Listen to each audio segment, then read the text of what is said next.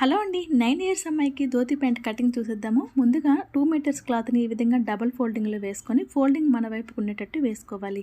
అలా వేసుకున్న తర్వాత సమోసా షేప్లో క్లాత్ని ఈ విధంగా వేసుకొని ఇక్కడ 2 ఇంచెస్కి ఈ విధంగా మార్కింగ్ చేసుకుని ఇక్కడ నుంచి 28 ఇంచెస్ లెంత్, దానికి 2 ఇంచులు తగ్గించి 26 ఇంచెస్ లెంత్ పెట్టుకొని ఇలా మార్కింగ్ చేసుకునే విధంగా కట్ చేసుకోవాలి.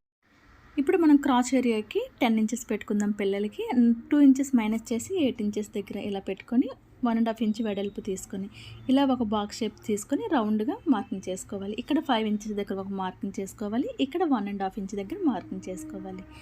ఇప్పుడు మనం కట్ చేసుకుందాం. ఈ క్రాస్ ఏరియా మనం కట్ చేసుకున్న తర్వాత ఇక్కడ ఫోల్డింగ్ మన వైపు ఉంది కదా, దీన్ని కూడా ఇలా కట్ చేసేసుకోండి. 5 ఇంచుల దగ్గర ఒక చిన్న కట్ పెట్టుకోండి. కింద వైపున మనం 1.5 ఇంచ్ మార్కింగ్ చేసాం కదా, ఆ క్లాత్ కట్ చేసేయండి. ఇప్పుడు మనం డబుల్ ఫోల్డింగ్లో క్లాత్ని 18 ఇంచీలు పొడవు తీసుకున్నాను, డబుల్ ఫోల్డింగ్లో ఉంది. అలాగే పైన విడ్త్ వచ్చేసి 5 ఇంచెస్ తీసుకున్నాను. మనం వెలస్టిక్ వేసుకుంటాం కదా, ఫోల్డింగ్ చేసి కుట్టేసరికి మనకి 2 ఇంచెస్ బెల్ట్ అయితే వస్తుంది.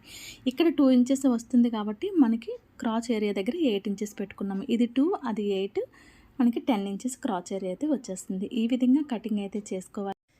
చూసారు కదా ధోతి ప్యాంట్ కటింగ్ ఎలా కట్ చేసుకోవాలో. నెక్స్ట్ వీడియోలో స్టిచ్చింగ్ కూడా అప్లోడ్ చేస్తానండి. మిస్ అవ్వకుండా మన ఛానల్ని సబ్స్క్రైబ్ చేసుకోండి.